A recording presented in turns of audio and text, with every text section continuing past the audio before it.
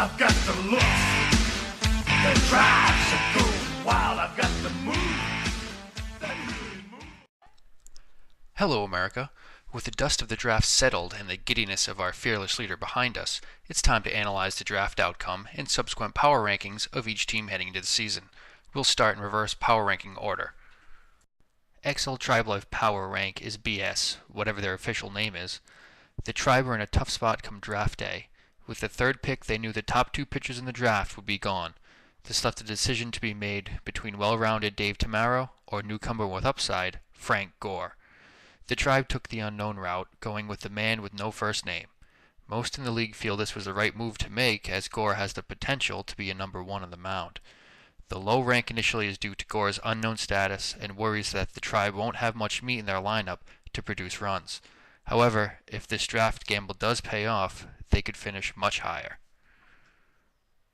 The Mill City Chiefs of Lowell have perpetually been at the bottom of the power rankings, but what this team has proven is you can't count anyone out.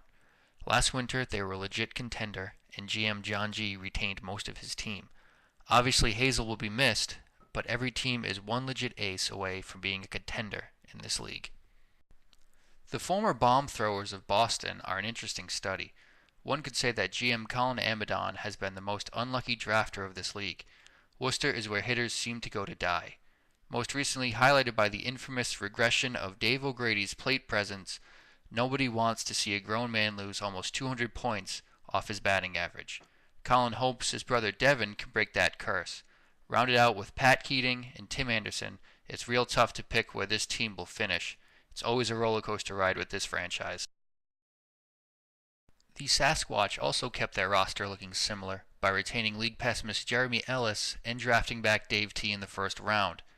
Brian Powers adds some power to the lineup as well. Maybe he can teach that Ellis kid how to lift the ball too. The real key to this team's success is if John Anderson can will his short little arm into being an arm of an ace. If not, you could be looking at a third or fourth place finish. The beloved butter tongues of the highly respected GM Matt Mullen. Jason Murphy is the key here, considered to have the best raw stuff from the mound in the league. The Buttertongues were also happy in retaining reigning slugger and Rookie of the Year Paul Schweimerhammer Schwemowitz and adding Tony P. Without having added another arm, the team will look to Matt Mullen to continue his late winter season performance on the mound as the number 2. The reigning Bones Division champs, the Woonsocket Knockers, replaced Tim the Wiz Anderson with Kevin K-Mac McDonald. Kevin and O'Keefe were former teammates, so the chemistry is there. K-Mac should adjust nicely to the slower speed limit and increase his batting numbers. The Knockers are also bringing back Golden Handy winner Kurt Willett and David Nemesek.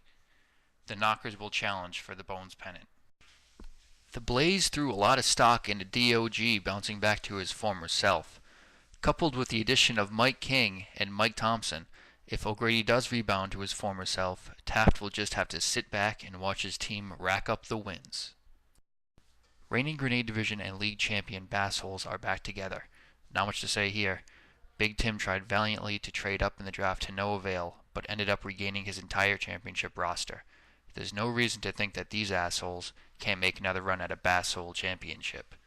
Remember, these are just power rankings. You still gotta play the game. Hey!